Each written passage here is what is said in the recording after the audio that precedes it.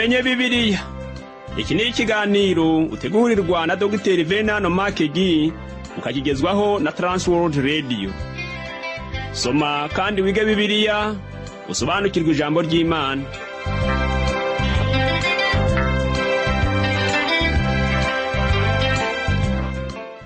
Uraho neza nshuti muvandimwe uteze amatwi ikiganiro tumenye Bibiliya. Amahoro y'Imana nabane nawe. Kaze muri iki kiganiro ugezwaho nanjye Parfait Ntamvutsa. Duherukana dutangira kwiga igitabo cy'abacamanza. Muri iki gitabo twabonye muri make uburyo Imana ishobora guhagurutsa umuntu w'umunyantege nke ikamuhindura umunyembaraga. Nakubwiye ibya Otiniyeli, uyu akabazwi nk'umucamanza wa mbere wa Isirayeli. Nakubwiye ko buri gihe Abisirayeli bacumuraga ku Mana yabagabizaga abanyamahanga, maze batakira Imana ikabahagurukiriza umucamanza akabakura mu buretwa babaga barimo. Uyu munsi turakomeza kwigira hamwe igice cya 3 n'igice cya 4 cy'abacamanza, aho batubwiramo abandi bacamanza bakurikiye Otiniyeli, bakatubwira n'ibikorwa bidasanzwe bakoze bayobowe n'Imana kugira ngo bacungure ubwoko bwayo ari bwo Isirayeli. Mbese abo bacamanza ni bande? Ehudi n'umucamanza wa kabiri wa Isirayeli. Reka dusome mu bacamanza igice cya 3 ku murongo wa 12.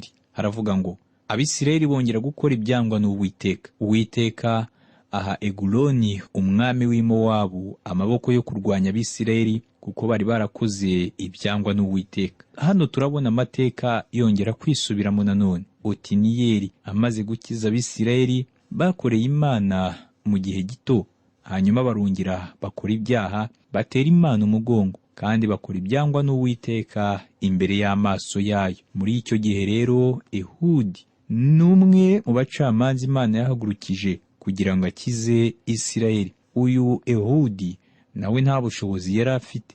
Nta kindi kintu mbona yakoze kidasanzwe usibye kwica umwami witwa Eguloni. Bibiliya itubwira ko yakoreshaga ukuboko kw'imoso, ari nabyo Imana yahereyeho imugira umuntu udasanzwe mu mateka ya Isirayeli. Ehudi yabaye igikoresho cy'Imana. Umugambi we wasohojwe ubwo yicaga umwami Eguloni. Inshuro nyinshi Imana yagiye ikoresha ubu buryo kugira ngo yice kamere y'icyaha yari mu mubiri w'abantu. Abantu ibihumbi barakize kubw'ibyo Ehudi yakoze. Abantu benshi bari gushobora kuvuga ngo umuco wacu ntutwemerera gukora ibintu nk'ibi byo kwicana. Nyamara igihe bombe atomike yaterwaga ikica abagabo, abagore n'abana i Hiroshima na Nagasaki, nta wigeze ahakana icyo cyifuzo mbere y'uko iyi bombe atomike iterwa. Nshuti yanjye, intambara ni ikintu kibi cyane twebwe abana b'abantu tutari dukwiye kwishoramo. Ikintu kidasanzwe Ehudi yari afite nuko yarwanishaga ukuboko kw'imoso.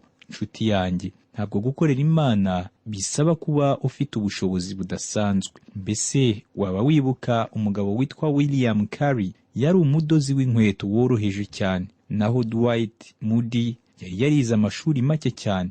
Umukozi w'Imana umwe avuga ko yigeze kumva ikiganiro cy'ijambo ry'Imana cyateguwe na Dwight Moody kuri kasete, maze atangazwa n'ijwi Moody yari afite. Uyu mukozi w'Imana avuga ko byahise bimunanira guhuza ijwi n'isura ya Moody yabonaga ku mafoto. Nubwo uyu Moody atize amashuri menshi, ariko yari afite ijwi ryiza cyane.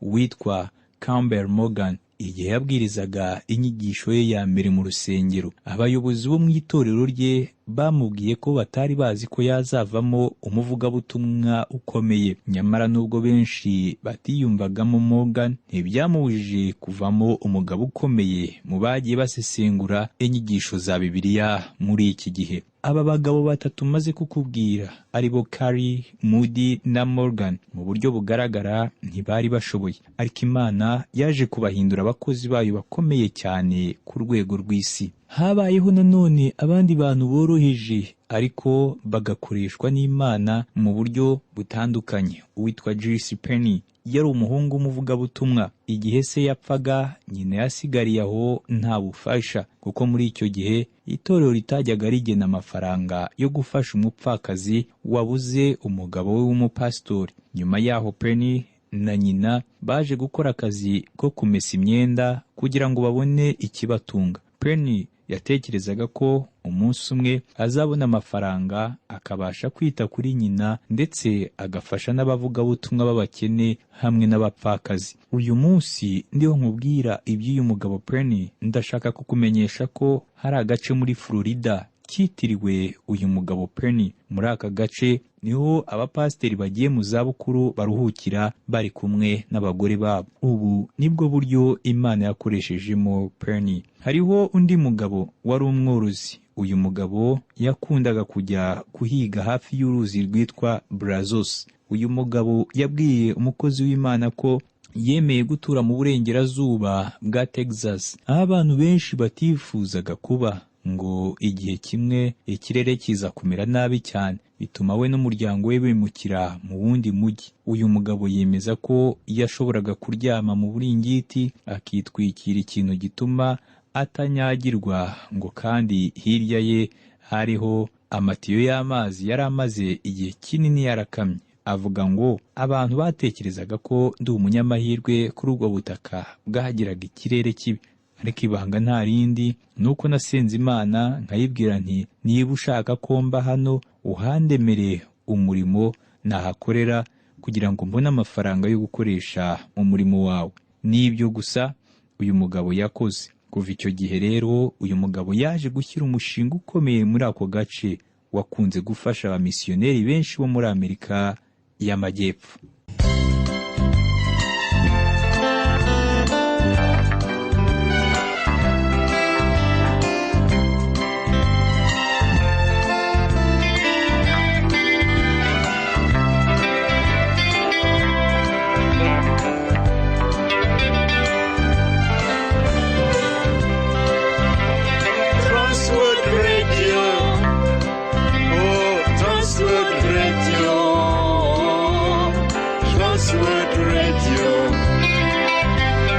Transworld Radio, Sambirana, Sambirana, Sambirana, Sambirana, Sambirana, Sambirana, Sambirana, Sambirana.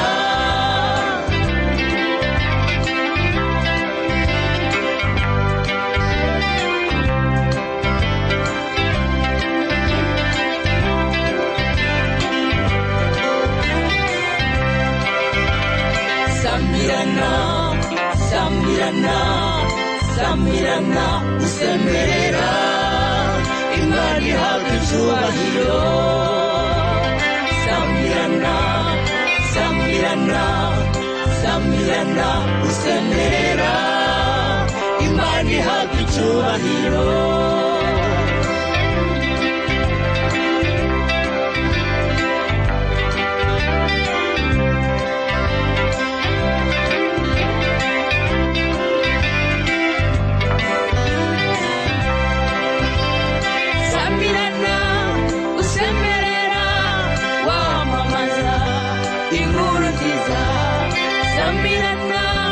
Usemerera wamamaza inkuru nziza, inkuru nziza ni agakiza kabonekwa muri Yesu Kristo. Inkuru nziza ni agakiza kabonekwa muri Yesu Kristo. Sambirana, Sambirana, Sambirana, usemerera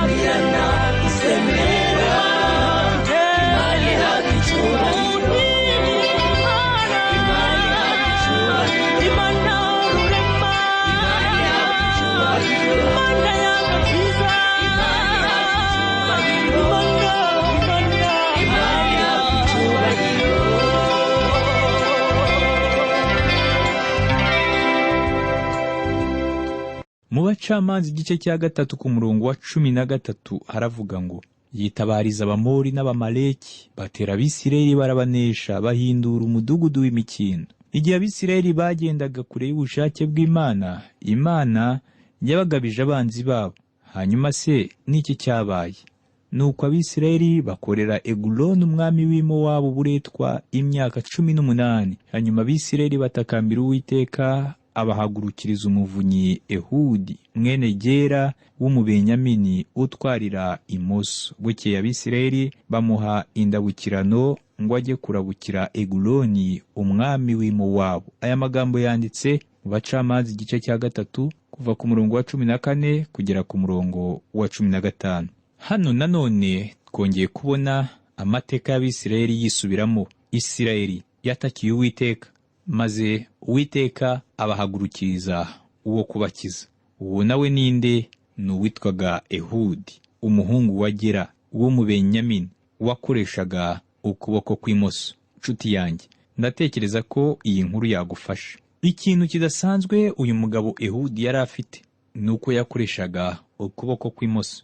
Mu bacamanza igice cya 3 kuva ku murongo wa 16 kugera ku murongo wa 23 haravuga ngo maze Ehudi yicurishiriza inkota y'amugi abiri ireshya n'umukono umwe, ayambara ku itako ry'iburyo, ayirenzaho imyambaro ye. Agezeyo aha Eguloni umwami w'Imowabu izo ndabukirano. Eguloni yari umuntu w'igihonjoki. Nuko amaze gutanga indabukirano asezerera abazizanye. Ariko we ageze mu nganzo z'Igirugari arakimirana. Ageze ibwami abwira umwami ati, nyagasani, ngufitiye ubutumwa nakubwira twiherereye. Nawe ati, nimuceceke. Abari kumwe nawe bariheza. Nuko Ehudi aramwegera aho yari yicaye wenyine mu nzu irimo amafu. Ehudi aravuga ati, ngufitiye ubutumwa bw'Imana. Nuko Eguloni ahaguruka ku ntebe ye. Ehudi arambura ukuboko kw'ibumoso, akura inkota ku itako ry'iburyo, ayimutikura ku nda, ikirindi kinjirana nayo, ibinure birayirengera, ntiyayikuramo, isohokera mu mugongo. Maze Ehudi arasohoka, ageze ku nkomanizo aramukingirana, akingisha inzugi z'iyo nzu urufunguzo. Iki ni ikintu kidasanzwe cyabaye hano. Ibyo Ehudi yakoze ntabwo bigaragaza ubutwari, kandi nta nubwo byari ibintu by'igikundiro. Izina rya Ehudi ryasobanuraga umusatsi utukura, kandi yakoreshaga ukuboko kw'ibumoso. Yakoze urwubati rw'inkota rufite impande ebyiri, maze aruhisha mu myenda ye ku kibero cy'iburyo.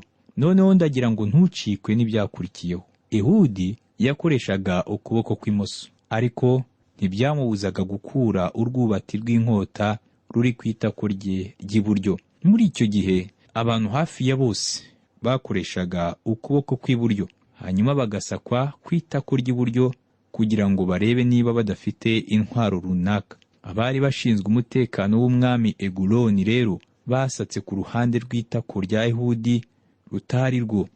Ehudi yemerewe kwinjira ibwami ku bw'impano yari amuzaniye. Eguloni yari umwami munini cyane. Ehudi amaze kumuha impano yaramushutse, amujyana ku ruhande nk'aho hari icyo ashaka kumubwira kibanga.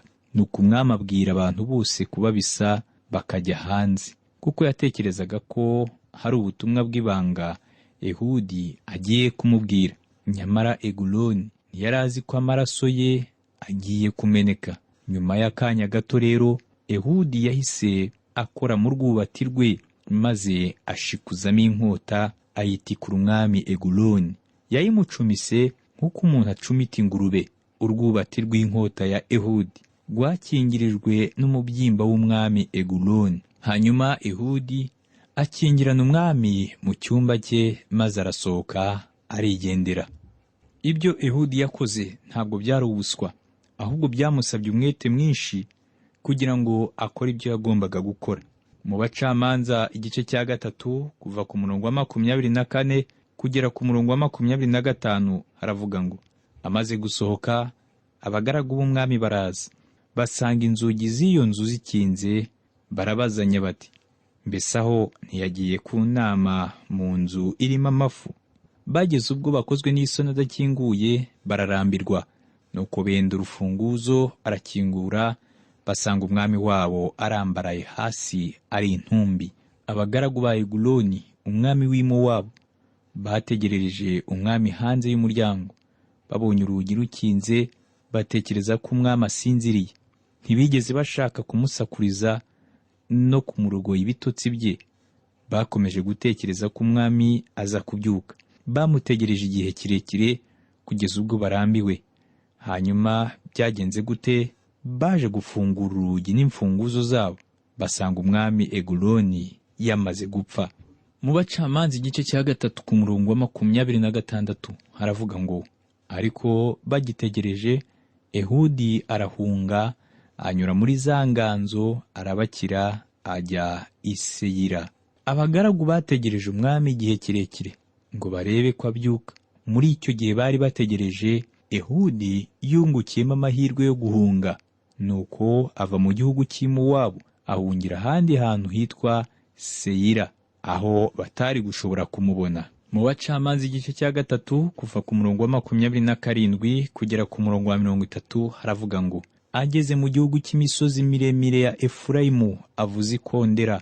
Abisirayeli bamanukana nawe bava mu misozi yabo abarangaje imbere. Arababwira ati, nimunkurikire kuko Uwiteka agabije ababisha banyu b'i Mowabu. Nuko bamanukana nawe bakinga ibyambu bya Yorodani ahateganye n'i Mowabu. Ntibakundira umuntu wese kwambuka. Muri iryo rwana bica abantu inzovu imwe b'Abamowabu. Abakomeye bose b'intwari, nta muntu n'umwe warokotse. Nuko uwo munsi Abamowabu banishwa n'Abisirayeli, igihugu gihabwa ihumure imyaka 80. Shamugari ni umucamanza wa 3 wa Isirayeli. Nk'uko mu gitabo cy'Abacamanza Imana yakoreshaga abantu basanzwe kugira ngo isohoze umugambi wayo, niko ishobora no kugukoresha nawe niba ushaka kuba umugaragu wayo.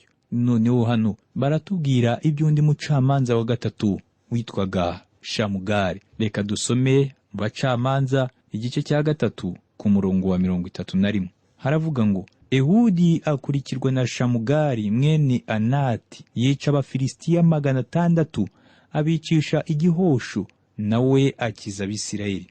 Muri iyi nkuru ntabwo batubwira cyane iby'uyu Shamugari, ahubwo batubwira uburyo budasanzwe Shamugari yakoresheje arwanya abanzi b'Abisirayeli. Batubwira ko Shamugari yakoresheje igihosho. Abisirayeli ntibari bafite intwaro zikoze mu byuma. Niyo mpamvu rero Shamugari yakoresheje intwaro yari afite, ari cyo gihosho. Uyu munsi nkunda kumva abantu bavuga ngo, tugomba kugira intwaro nziza, tukagira n'amayeri adasanzwe.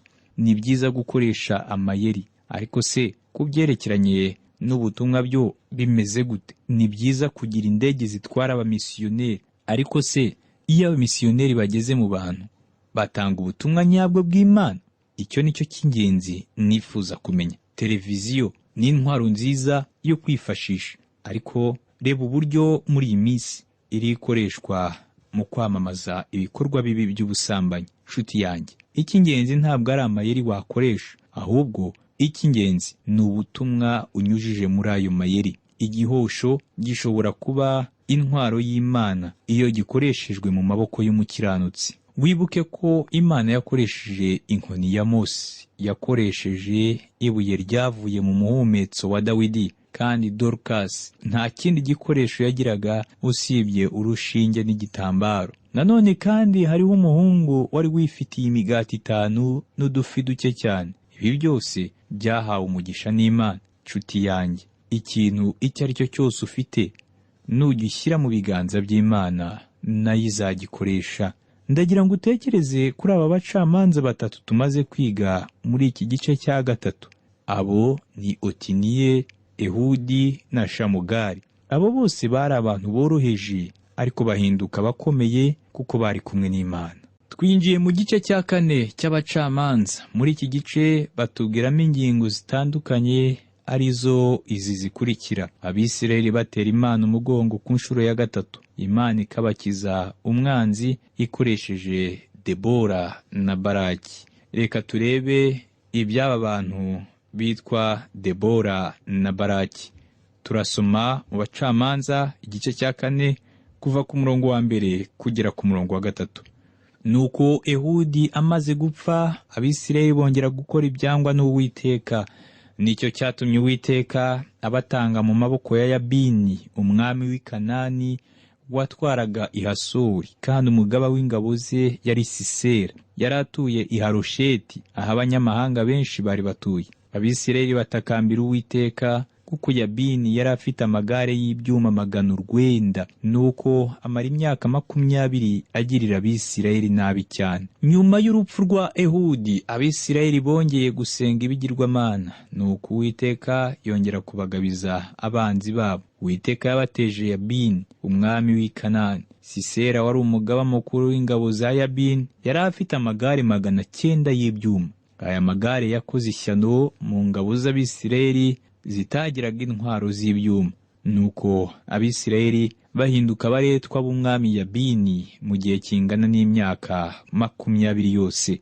Mu Bacamanza igice cya 4 kuva ku murongo wa 4 kugera ku murongo wa 5 haranditse ngo, icyo gihe umucamanza w'Abisirayeli yari Debora, umuhanuzikazi muka Lapidoti. Yari atuye munsi y'igiti cy'umukindo wa Debora, hagati y'Irama n'i Beteli, mu gihugu cy'imisozi miremire ya Efurayimu. Abisirayeli bose bajyaga bamusanga ngo abacire imanza. Hano bariho baratubwira umubyeyi wo muri Isirayeli witwaga Debora. Uyu yafatwaga nk'umuhanuzikazi, akongera kandi akaba n'umucamanza.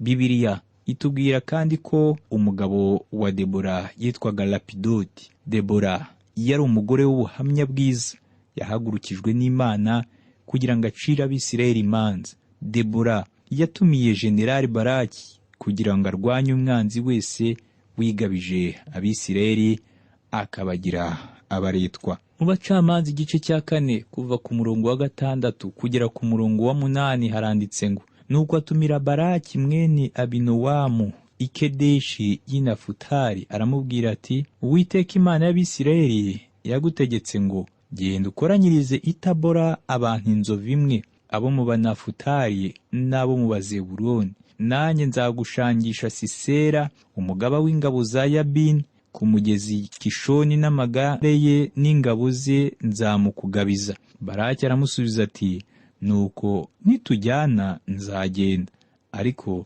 nutagenda nanjye sinzagenda.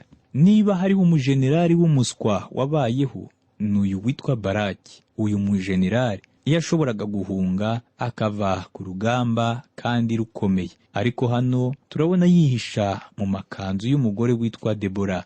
Baraki ntiyari kwemera kujya ku rugamba atajyanye na Debora. Niba koko uyu muhanuzikazi yari agiye ku rugamba, na Baraki yatekereje ko kujyana na Debora bizatuma atsinda urugamba.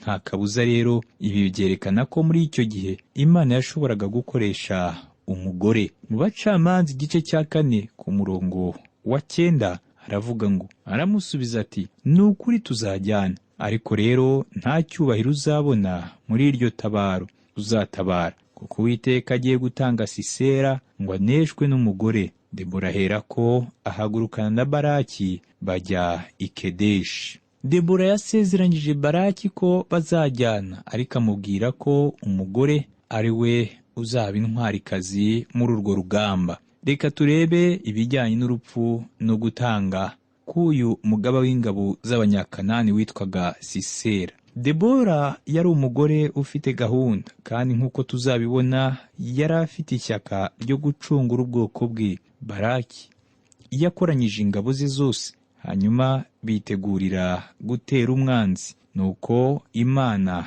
ibaha intsinzi. Mu Bacamanza igice cya 4 ku murongo wa 16 haravuga ngo, Baraki aherako akurikira ayo magare n'ingabo ze abageza i Harosheti h'abanyamahanga. Ingabo za Sisera zose zishirira ku nkota, ntiharokoka umuntu n'umwe. Ingabo za Baraki zatsembye abanzi b'Abisirayeli bose.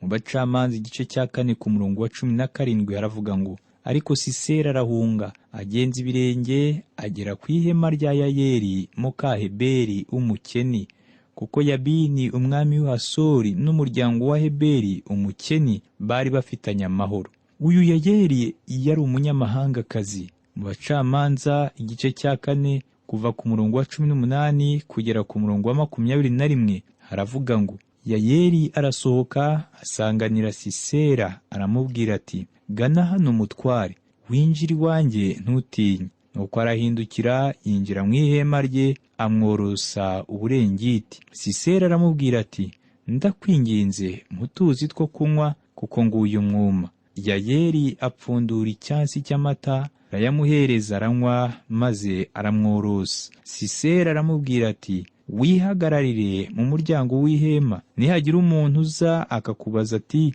mbese hari umuntu ugeze aha, umusubize uti, reka da. Yayeli muka Heberi yenda urubambo rw'ihema n'inyundo, aza yomboka, amukubita urubambo muri nyiramivumbi rutunguka hasi, kuko yari mu iroro ryinshi arushye cyane, nuko araca, kuko ingabo ze zose zari zapfuye. Icyo Sisera yari akeneye bwa mbere kwari ugukiza ubugingo bwe. Ngo bigaragara Abanyakanani nta kibazo bari bafitanye n'abakeni, kuko na Sisera yizeraga ko nagera mu bakeni azaba amahoro. Sisera yinjiye mu nzu ya Heberi, nuko umugore we Yayeli amwakirana ubwuzu bwinshi. Urugwiro Yayeli yamwakiranye byatumye Sisera yizera uyu mugore. Inshuti yanjye, ndashaka unyumvire nawe ubugome bw'uyu mugore. Igihe Sisera yari agiye kuryama, Yayeli yafashe urubambo n'inyundo abitikura Sisera. Ibi byazaniye gucungurwa gukomeye Abisirayeli. Reka dusenge. Mana, urakomeye kandi ukwizeye wese uramukoresha, utitaye kuba ari umugore cyangwa umugabo, umukire cyangwa umukene, umwirabura cyangwa umuzungu n'ibindi. Debora yari umubyeyi, nyamara umuhindura intwari muri Isirayeli, kuko yakwiringiye nawe ukamukoresha. Uyu munsi mu Rwanda uhagurutse abagabo, abagore, urubyiruko bo kugukorera kugira ngo izina ryawe rikomeze gushyirwa hejuru, kandi u Rwanda ruhabwa umugisha ku bw'abo bagaragu bawe. Mu izina rya Yesu Kristo umwami wacu, amen. Nshuti yanjye, wakoze kubana nanjye mu kiganiro cy'uyu munsi. Mbese wabonye ko Imana idakeneye abanyembaraga, ahubwo ikeneye abanyantege nke kugira ngo yerekane imirimo yayo ikomeye? Ngaho reka tube ducumbikiye hano, ariko nkubwira ko ubutaha nzagaruka twigira hamwe indirimbo Debora na Baraki baririmbye bamaze gutsinda Yabini na Sisera b'Abanyakanani. Icyo gihe tuzaba twinjiye mu gice cya 5 cy'Abacamanza. Amahoro n'umugisha biva ku Mana Data n'Umwana wayo Yesu Kristo n'Umwuka Wera bibane nawe.